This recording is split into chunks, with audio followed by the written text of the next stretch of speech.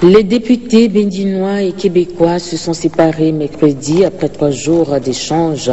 Et puis, c'est une rencontre qui s'inscrit dans le cadre de la coopération interparlementaire. Les échanges ont été très fructueux pour les représentants des deux parlements. On retrouve Henri Ziouta.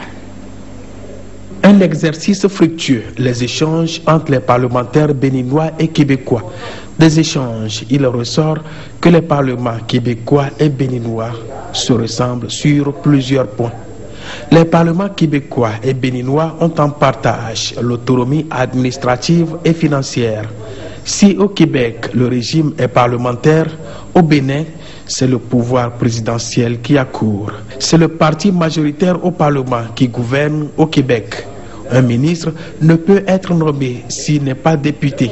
En cas de force majeure, s'il est nommé sans détenir un mandat électif, il retourne solliciter le suffrage des populations à la faveur des partiels. C'est dire que le cumul des mandats est admis au Québec pendant qu'au Bénin, la loi l'interdit.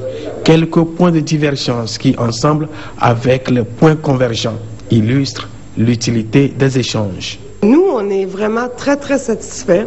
On espère qu'il en sera de même de votre côté.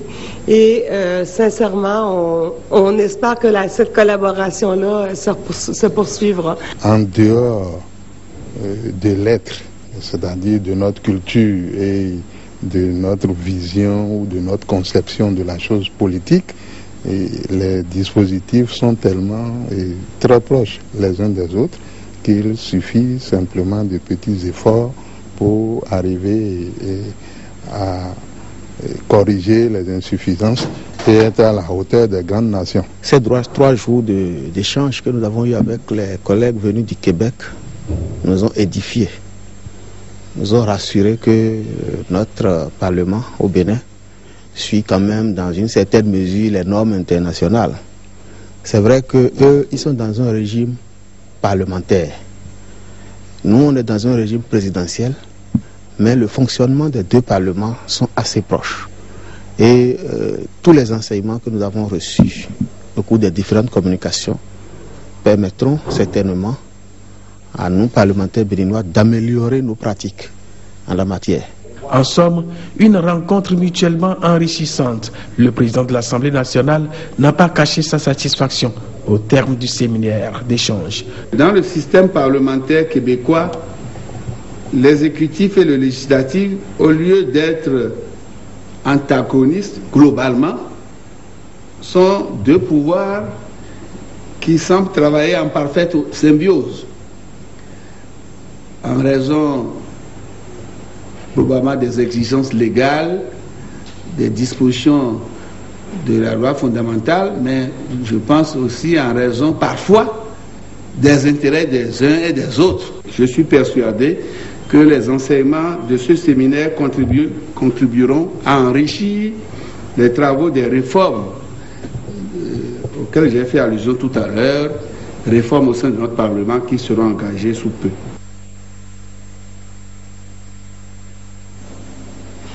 Voilà, nous poursuivons le cours de cette édition, ouverture à Cotonou d'une rencontre régionale sur l'enrichissement des aliments en micronutriments de l'espace UEMOA. Les experts et partenaires de 8 pays de l'UEMOA réfléchissent sur le projet dénommé Fortifier l'Afrique de l'Ouest. Il est question de trouver des stratégies efficaces pour lutter contre la malnutrition. Nous retrouvons Abiat Omaro.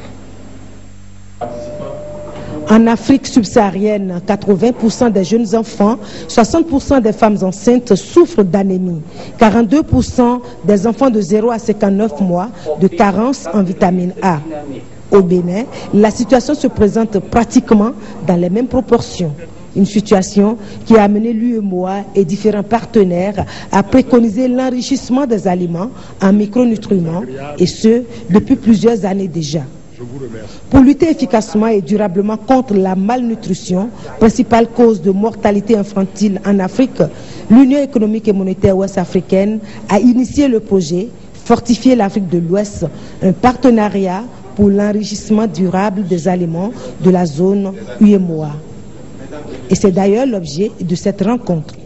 Cette réunion marque un tournant décisif de la coopération régionale en matière d'enrichissement entre tous les États membres de l'UEMOA et les partenaires techniques et financiers sous l'égide de la Commission de l'UEMOA. Le projet Fortifier l'Afrique de l'Ouest vise, entre autres, l'enrichissement durable des produits de large consommation, comme par exemple l'huile de cuisine, le sel, la farine de blé. Ces carences en micronutriments ont un impact direct et négatif sur la santé de la femme et de l'enfant, sur la population et même sur les économies de nos pays. Elles représentent pour l'Afrique de grands problèmes, non seulement de santé publique, mais aussi de développement.